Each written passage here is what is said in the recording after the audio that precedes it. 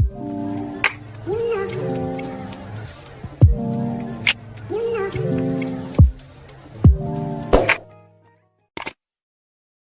Morning everyone. I am Irshad sir. आपल्या SCA family मध्ये आपलं स्वागत करतो. तर बाळांनो, आज आपण 11th फिजिक्सचा फर्स्ट चॅप्टर सुरू करत आहोत, ज्याचं नाव आहे units and measurement. But before that आपण फिजिक्स म्हणजे काय हे जाणून घेऊ. आता what is mean bye physics असा प्रश्न हा प्रत्येक विद्यार्थ्याला पडतो आणि त्याच्यापेक्षा मोठा प्रश्न, फिजिक्स म्हणलं तर विद्यार्थ्यांना बोर होणं. आता बोर का होतं? कारण की फिजिक्स म्हणलं तर सगळ्यांना असं वाटतं खूप अवघड सब्जेक्ट आहे. बट बाळांनो, असं काही नाहीये. फिजिक्स म्हणलं तर सगळ्यात पहिले फिजिक्सची डेफिनेशन काय आहे बघा. Physics is the applied mathematics. फिजिक्सची डेफिनेशन काय आहे? Is the applied mathematics.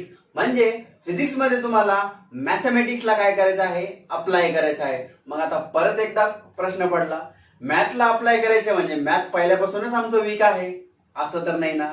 असं होऊ शकतं, बट तरी तुम्हाला घाबरायची गरज नाही. बट एक गोष्ट मात्र खरी आहे, जर तुमची मॅथवर कमांड असेल तर तुम्हाला फिजिक्स सब्जेक्ट हा नक्कीच सोपा जाणार आहे. ठीक आहे. तर फिजिक्स बद्दल आपण एक थोडंसं बोलायचं ठरलं आणखी. तर physics is the branch of science. ही एक सायन्सची काय आहे? ब्रांच आहे. In which we deals with various study of nature. म्हणजे आपण याच्यामध्ये नेचरचा वेगवेगळ्या प्रकारचा स्टडी करणार आहे. ऑल्सो आपण त्याच्यामध्ये नॅचरल फेनोमेना सुद्धा काय करणार आहे? स्टडी करणार आहे. And next is various laws, various expressions, formulae हे कसे कसे डिराईव्ह केले, या सगळ्या गोष्टी आपण याच्यामध्ये बघणार आहोत. ठीक आहे. तर आता सगळ्यात पहिला प्रश्न आपला असा आहे, फिजिक्स मध्ये फिजिकल क्वांटिटी म्हणजे काय? सगळ्यात मेन प्रश्न काय आहे? What is mean by physical quantity. आता what is mean by physical quantity तर खूप सोपं आहे बघा. A quantity which can be measure. तुम्ही असंही लक्षात ठेवू शकता, a quantity which can be measure. जी क्वांटिटी आपण मोजू शकतो. याला आपण पुढे जर कंटिन्यू केलं तर कसं कंटिन्यू करणार? A quantity which can be measure and with the help of we can understand various physical happening in our surrounding. आपल्या आजूबाजूला फिजिकल काय सराउंडिंग घडत आहे हे सुद्धा आपण समजू शकतो. And we can express this physical quantity in terms of units. म्हणजे आपण ही फिजिकल क्वांटिटी कशी एक्सप्रेस करणार आहे? इन टर्म्स ऑफ युनिट्स और इन टर्म्स ऑफ फॉर्म्युलेज आपण असंही म्हणू शकतो. तर बाळांनो, फिजिकल क्वांटिटी म्हणजे काय हे तुम्हाला एक डेफिनेशन मी तुम्हाला या ठिकाणी तयार करून दिलेलं आहे. फक्त तुम्हाला एवढं समजून घ्यायचं आहे, फिजिकल क्वांटिटी कोणाला म्हणायचं आहे? एक अशी क्वांटिटी जी आपण मोजू शकतो, जी आपण समजू शकतो आणि आपण तिला एक्सप्लेन करू शकतो with the help of various laws. असं तुम्ही या ठिकाणी फिजिकल क्वांटिटीला समजू शकता. ठीक आहे. आता थोडंसं चॅप्टर कडे जर वळायचं ठरलं तर मग इंट्रोडक्शन मध्ये तुम्हाला आपण पहिली गोष्ट सांगणार आहोत, मेजरमेंट. ओके. मेजरमेंट म्हणजे काय? What is mean by measurement. तर measurement it's a very simple concept. Okay. Measurement म्हणजे काय बाळांनो? आपण कुठली एखादी क्वांटिटी मेजर करतो. Okay. A process in which we can measure various physical quantity it's called as measurement. आपण याची डेफिनेशन जर सांगायची असेल तर आपण अशी तयार करू शकतो, a process in which we can measure various physical quantity. Okay, various physical quantity, then it's called as काय? मेजरमेंट. मग आपण त्याला काय म्हणणार आहे? मेजरमेंट. आता फिजिकल क्वांटिटीज का बरं मेजर करणार आपण? कारण की आपण फिजिक्स शिकत आहोत आणि फिजिक्स मध्ये आपण जेवढ्या पण क्वांटिटी बघणार आहोत त्या सगळ्या क्वांटिटी कुठल्या क्वांटिटी आहे? Physical quantity. तर मग काय आहे definition? A process in which we can measure various physical quantity it's called as measurement. आता डेफिनेशन ठीक आहे, तुम्हाला थोडीफार लक्षात आलं असेल, बट काय ऍक्च्युअली फिजिकल क्वांटिटी मेजर करणं म्हणजे काय मेजर करणं? तर लेट्स सी एक्झाम्पल. तर बाळांनो, याच्यामध्ये आपण सपोज एक क्वांटिटी घेऊ, लेंथ. आपण कुठली क्वांटिटी घेऊ? लेंथ. जनरली तुम्ही एखादी स्केल वगैरे बघितली असेल तुम्ही स्केलने कुठलंही मेजरमेंट करता, तुम्ही जॉमेट्रीमध्ये लाईन्स वगैरे ड्रॉ करता, राईट. तर तुम्ही एखादं मेजरमेंट केलं, सपोज लेंथ इक्वल टू तुम्ही मेजर केलं 5 मीटर. ओके, लेंथ काय मेजर केली तुम्ही 5 मीटर. अशी लेंथ तुम्ही या ठिकाणी काय केली, मेजर केली. तर बाळांनो, हे एक एक्झाम्पल झालं. आणखी एक एक्झाम्पल तुम्हाला मी या ठिकाणी देतो, जसं की आहे मास. ओके, तुम्हाला तुमचं मास काउंट करायचं आहे, तुमचं वेट काउंट करायचं आहे. सपोज तुम्ही काउंट केलं 50 kg. किती काउंट केलं तुम्ही 50 kg. तर असे दोन जे एक्झाम्पल आहे, या दोन एक्झाम्पल मध्ये मेजरमेंट म्हणजे काय आहे हे तुम्हाला मी सिम्बॉलिकली और मॅथमॅटिकली या ठिकाणी समजून सांगायचा प्रयत्न करतो. जर मेजरमेंटला मी या ठिकाणी एम म्हणत असेल, तर मेजरमेंटला जर मी एम म्हणत असेल, तर या ठिकाणी मेजरमेंटचा एक फॉर्म्युला म्हणेल NU. काय फॉर्म्युला म्हणला बाळांनो या ठिकाणी? NU. का बरं म्हणला बघा, N stands for number. N stands for काय? Number. And U stands for unit. बघा, N ला काय म्हणायचं आहे? नंबर म्हणायचा आहे. आणि U ला काय म्हणायचं आहे तुम्हाला? युनिट म्हणायचं आहे. U ला काय म्हणायचं आहे? युनिट म्हणायचं आहे. आता सर, हा फॉर्म्युला कसा आला आम्हाला सांगा. तर व्हेरी सिंपल. जसं की आपण ही क्वांटिटी मेजर केली, फिजिकल क्वांटिटी. या फिजिकल क्वांटिटीमध्ये 5 काय आहे तुमचं? 5 तुमचा आहे नंबर. आणि मीटर त्या क्वांटिटीचं काय आहे? युनिट. म्हणजे आपण या ठिकाणी लेंथ ही जी फिजिकल क्वांटिटी आहे याचं काय केलं? मेजरमेंट केलं. म्हणजे मेजरमेंटचा एक सिंपल फॉर्म्युला काय असतो? Number, units. ओके, या ठिकाणी तुम्हाला मॅथमॅटिकली संबंध असेल. या एक्झाम्पल मध्ये तसंच आहे. नंबर काय आहे? 50 आणि युनिट काय आहे? केजी. बरोबर आहे. आता युनिट वगैरे काय आहे हे आपण नंतर चर्चा करणार आहोत, कारण आपल्या चॅप्टरचं नाव काय आहे? Units and measurement.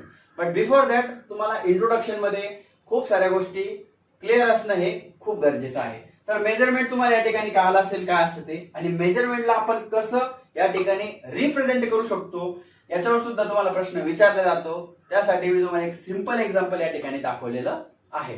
ठीक आहे. आणि फिजिकल क्वांटिटी बद्दल पण मी तुम्हाला या ठिकाणी एक डेफिनेशन तयार करून देतो, म्हणजे तुम्हाला बाकी अडचण येणार नाही.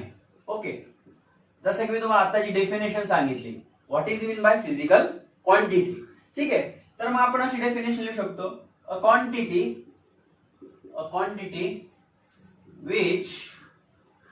which can be measured, a quantity which can be measured and with the help of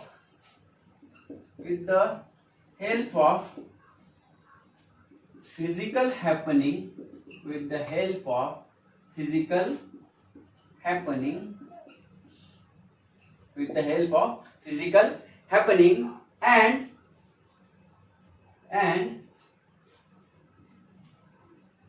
with the help of physical happening आपण असे म्हणू शकतो मग, explain with the help of physical happening, explain and express in terms of laws. In terms of laws, it's called as physical quantity. त्याला मी PQ या ठिकाणी दिलेलं आहे. तर परत एकदा मी तुम्हाला फिजिकल क्वांटिटी बद्दल एक्सप्लेन करायचं ठरलं तर एक अशी quantity which can be measure, ज्याला आपण मेजर करू शकतो. म्हणजे या ठिकाणी तुम्हाला दोन एक्झाम्पल दाखवले आहे. जसे की लेंथ तुम्ही मेजर केली, मास तुम्ही मेजर केलं, म्हणजे तुम्ही ह्या क्वांटिटीला मेजर केलं. म्हणजे quantity which can be measure, म्हणजे ज्या क्वांटिटी आपण मेजर करू शकतो या कुठल्या क्वांटिटी झाल्या? मग फिजिकल क्वांटिटी, राईट. आणि आणखी त्यांनी काय सांगितलं? विथ द हेल्प ऑफ, आणि त्या क्वांटिटीच्या मदतीनं फिजिकल हॅपनिंग एक्सप्लेन, आणि आपल्या आजूबाजूला जे काही घडत आहे ते आपण एक्सप्लेन करू शकतो. बरोबर करू शकतो. बरोबर आहे. तुम्ही तुमची हाईट जी काय आहे, कशी ग्रोथ होत आहे, बरोबर आहे, ते जे काही फिजिकल हॅपनिंग होत आहे तुम्ही ते एक्सप्लेन करू शकता. मग ते किती हाईट तुमची इन्क्रीज झाली आहे, असे खूप सारे एक्झाम्पल आहे. तुमचं वेट किती चेंजेस झालं आहे, म्हणजे वेगवेगळ्या फिजिकल फिनॉमिना जे काही घडत आहे ते तुम्ही या क्वांटिटीच्या मदतीने एक्सप्लेन करू शकता. आणि या क्वांटिटीला एक्सप्रेस कशा करू शकता तुम्ही? इन टर्म्स ऑफ लॉज, म्हणजे वेगवेगळ्या प्रकारचे लॉज वगैरे तुम्ही यूज करून या ठिकाणी ही क्वांटिटी आणखी अंडरस्टँड करू शकता, जे की तुम्हाला 9th 10th ला या ठिकाणी झालेला आहे. न्यूटन्स लॉ तुम्ही बघितले आहे, केपलर्स लॉ बघितलेला आहे. ठीक आहे. तर या गोष्टी तुम्हाला आता 11वी 12वीला आणखी शिकायच्या आहे. बट बिफोर दॅट एवढं इंट्रोडक्शन तुम्हाला या ठिकाणी कळालं असेल तर तुम्ही याला नोट डाऊन करून घ्या, कारण बाळांनो तुम्ही जेवढं जास्तीत जास्त तुमच्या स्वतःच्या नोट्स बनवणार तेवढं तुम्हाला अभ्यासाला सोपं जाणार आहे. Before that what is mean bye units. Okay, units म्हणजे काय? आता युनिट्स म्हणजे काय? युनिट्सला मराठीत तुम्ही एकक वगैरे म्हणता. आता खूप ठिकाणी तुम्ही युनिट्स वगैरे ऐकलं असेल, पण युनिट्सला तुम्ही डिफाईन कसं करशाल हा खूप मोठा या ठिकाणी प्रश्न आहे. तर बाळांनो युनिट्स म्हणजे काय? बेसिकली या ठिकाणी आपण डेफिनेशन समजून घ्यायचा प्रयत्न करू. It is a standard. Okay, it is a standard which is used to express physical quantity. Okay, which is used to express physical quantity. It's called as units. Okay, बाळांनो एक simple definition मी या ठिकाणी तयार करायचा प्रयत्न केला आहे. Units म्हणजे काय? It is a standard. Unit हे असं स्टँडर्ड आहे जे कशासाठी यूज केलं जातं? Which is use to express physical quantity. ते फिजिकल क्वांटिटीला एक्सप्रेस करण्यासाठी यूज केल्या जातं. कारण की बाळांनो विदाउट युनिट्स तुम्हाला समजू शकत नाही ती फिजिकल क्वांटिटी कोणती आहे. म्हणून तुम्ही युनिट्सच्या मदतीने फिजिकल क्वांटिटीला खूप सिंपली एक्सप्लेन करू शकता, एक्सप्रेस करू शकता. Let's see example. ठीक आहे, let's see example. Suppose we have quantity length. Okay बाळांनो, आपल्याकडे कुठली क्वांटिटी आहे? लेंथ. आता लेंथचं युनिट सपोज मी या ठिकाणी केजी लिहिलं. ठीक आहे, तर तुम्हाला समजून जाईल या ठिकाणी काय गडबड झाली आहे ते. कारण की आपण लहानपणापासून आतापर्यंत खूप साऱ्या गोष्टी शिकत आलेलो आहोत आणि त्याचा हा एक थोडासा भाग आहे. कारण सगळ्यांना माहित आहे लेंथचं जे युनिट आहे ते काय आहे? मीटर. त्यानंतर मास, आपण दुसरी क्वांटिटी घेऊ मास. मासचं जे युनिट आहे ते सगळ्यांना माहित आहे काय आहे? Kg. We also have example time. Okay, time या ठिकाणी सगळ्यांना माहिती आहे सेकंड्स. ओके, तर बाळांनो या लेफ्ट साइडला तुम्हाला ज्या काही दिसत आहे त्या सगळ्या कोण आहे? Physical quantity. बट या फिजिकल क्वांटिटीला एक्सप्रेस कोण करत आहे? तर हे आहे तुमचे या ठिकाणी युनिट्स. म्हणून युनिट्सची डेफिनेशन काय आहे? एक स्टँडर्ड. आता याला स्टँडर्ड का बरं म्हणता हे पण तुम्हाला नंतर कळणार आहे. It is a standard which is use to express. इथं मी असंही म्हणू शकतो which is use to express various physical quantity. म्हणजे डेफिनेशन आणखी छान होऊ शकते या ठिकाणी. Various physical quantity it's called as units. तर आपण या ठिकाणी काही युनिट्स बघितले, जसं की लेंथ, मास, टाइम असे काही युनिट्स आपण या ठिकाणी बघितले आणि युनिट्सची डेफिनेशन या ठिकाणी आपण बघितली.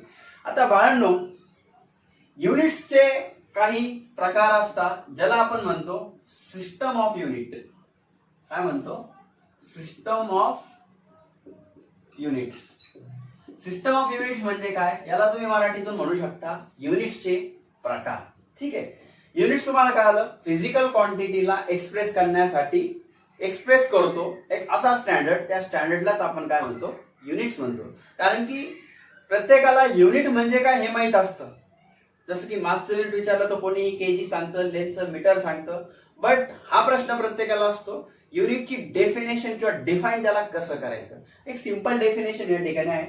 आता बाळांनो मला एक सांगा, लेंथचं युनिट मीटर आहे, सेंटीमीटर आहे, मिलीमीटर आहे, खूप सारे आहे. केजी, ग्राम, मासचा आहे, सेकंड, मिनिट्स, टाइमाचा आहे. असे खूप सारे वेगवेगळे युनिट्स आहेत.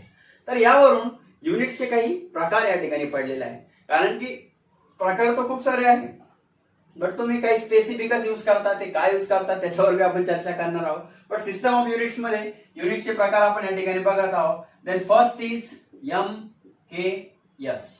ओके, तर let's see long form of MKS. तर MKS चा लॉन्ग फॉर्म आहे metre, kilogram and second. Okay बाळांनो, MKS चा फुल फॉर्म काय आहे? Metre, kilogram, second. We have second example what? CGS. Let's try. तुम्ही प्रयत्न करा. CGS म्हणजे काय? Centimetre. C stand for centimetre, G stand for gram, and S stands for again second. We have next type, that name is FPS. Let's try. Feet, pound, second. And the last, we also have one more unit, that name is SI unit. Its full form is System of International. Okay बाळांनो, या ठिकाणी तुम्ही हे units पहिल्यांदाच ऐकले असेल. ठीक आहे, या SI युनिट्स बद्दल थोडीशी माहिती तुम्हाला 10वीच्या बुक्स मध्ये पण दिलेली आहे. बट बाळांनो, एक बेसिक तुम्हाला हे सगळे नाव तुम्ही ऐकलेलं आहे, फक्त याला स्पेसिफिकली आता आपण क्लासिफाय केलेलं आहे. MKS म्हणजे काय? Metre kilogram second.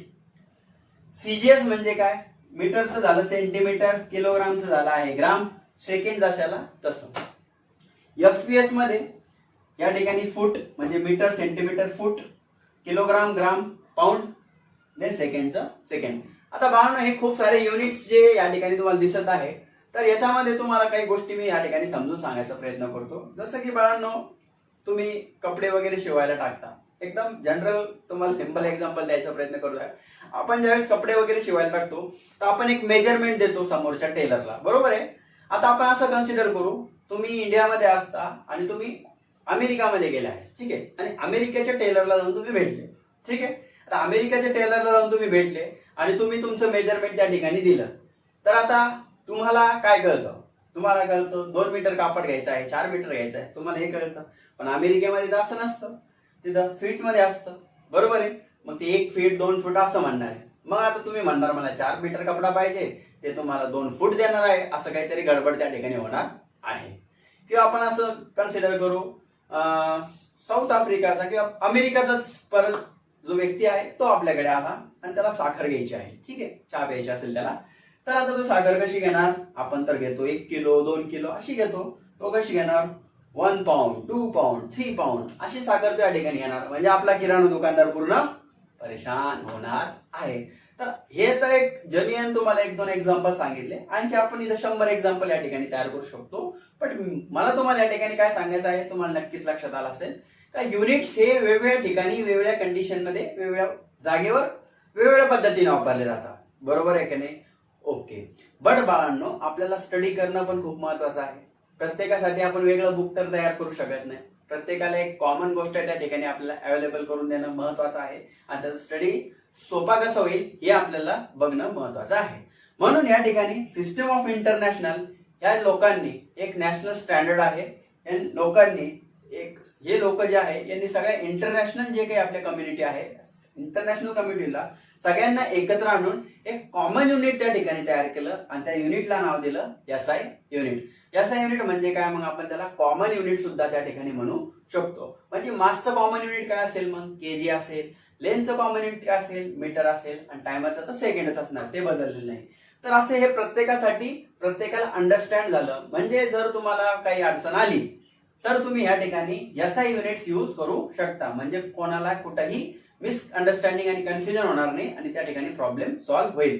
म्हणून आपण प्रत्येक ठिकाणी फिजिक्स मध्ये कॉमन युनिटच यूज करतो, म्हणजे आपल्याला कन्फ्युजन होत नाही. आपण ते इंटरनॅशनली सगळीकडे यूज करू शकतो. हे फर्स्ट फॅक्टर आहे.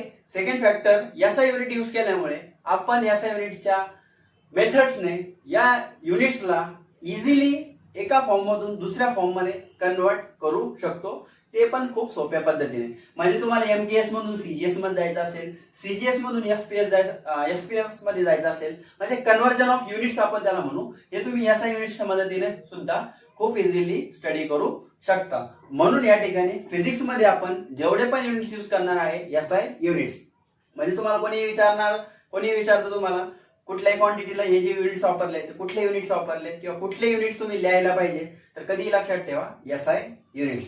तर बाळांनो, आज आपण 11th फिजिक्सचा युनिट्स अँड मेजरमेंट चॅप्टर सुरू केला. त्यामध्ये फर्स्ट लेक्चर मध्ये आपण या ठिकाणी इंट्रोडक्शन, युनिट्स, फिजिकल क्वांटिटी आणि युनिट्सचे प्रकार या गोष्टी या ठिकाणी मी तुम्हाला समजून सांगायचा प्रयत्न केला. तर आय होप तुम्हाला ह्या सगळ्या गोष्टी समजल्या असतील.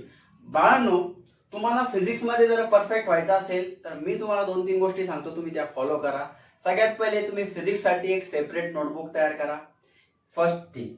दुसरी गोष्ट, तुम्हाला आपले जे काही लेक्चर आहे आजपासूनचे जेवढे लेक्चर्स असणार आहे 11वी आणि 12वीचे पूर्ण चॅप्टर्स हे तुम्हाला मिस करायचे नाहीये. पूर्ण लेक्चर व्यवस्थित अटेंड करायचे आहे आणि व्हिडिओ तुम्हाला सुरुवातीपासून शेवटपर्यंत पूर्ण बघायचा आहे.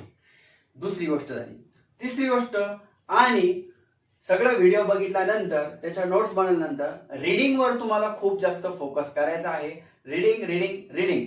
त्यामुळे तुम्हाला फिजिक्स हा सब्जेक्ट थोडासा अंडरस्टँड होईल. बट फिजिक्स म्हणजे हा बायोलॉजी नाही जो की रीडिंग केला आणि झाला. तर फिजिक्स मध्ये तुम्हाला फॉर्म्युले लर्निंग असो, डेरिव्हेशन प्रॅक्टिस असो आणि एक्झाम्पल प्रॅक्टिस असो, कारण की मगच तुम्हाला फिजिक्स सब्जेक्ट सोपा जाईल. कारण की तुम्ही एक वाक्य ऐकलं असेल, वाक्य काय आहे ते मला आठवा लागेल. प्रॅक्टिस मेक मॅन परफेक्ट, हे तर वाक्य तुम्ही ऐकलेच असेल. बट याला आपण आणखी थोडं इम्प्रोवाइज करू. फक्त प्रॅक्टिस करून तुम्ही परफेक्ट होणार नाही. तर perfect practice make man perfect, then मग तुम्ही फिजिक्स मध्ये 100% चांगला स्कोर मिळू शकता. तर अशा प्रकारे आपण आजचं आपलं फर्स्ट लेक्चर या ठिकाणी स्टॉप करणार आहोत. आणि तुम्ही आपल्या चॅनलवर नवीन असेल तर आपल्या चॅनलला शेअर आणि सबस्क्राईब करायला विसरू नका. कारण की तुमच्या फिजिक्स विषयी कुठलाही जर अडचण असेल तर तुम्ही आपल्या पर्सनल व्हॉट्सअप नंबरवर किंवा कमेंटद्वारे आम्हाला कळवू शकता. म्हणजे आम्ही तुमच्यासाठी आणखी छान प्रकारे आणखी तुमचे प्रॉब्लेम सॉल्व्ह करायच्या ठिकाणी प्रयत्न करू. तर अशा प्रकारे आज इथं आपण थांबूया. Have a nice day. Thank you.